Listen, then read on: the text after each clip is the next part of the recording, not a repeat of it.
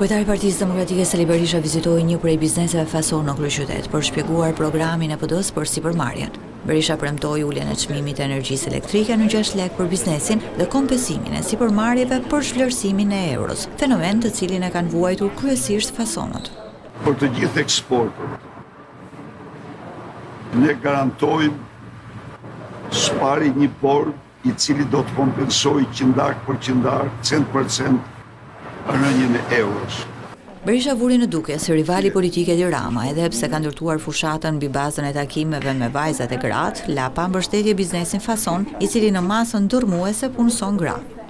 Ky zotëri që bën xhiro dhe mbledh gratë administracë me detyrim, a mund t'i thot atyre ose ndonjë pse nuk ndihmojnë në qina ndërmarrje fason që punësonin, qina ka dhe vajza dhe mbanin familjet e tyre.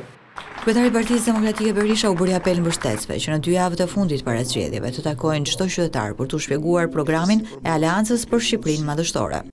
Ne do vendosim minimum jetik për çdo pensionist me pension më të ulët se 200 euro. Për çdo të papunë, për çdo njeri në ndihmë ekonomike, për çdo fëmijë me një prind dhe për studentët me bursë. Në këtë mënyrë japim një frymëmarrje më të madhe. Do rimbursojmë 100% listë e ilaçave që rimburson Republika Italiane.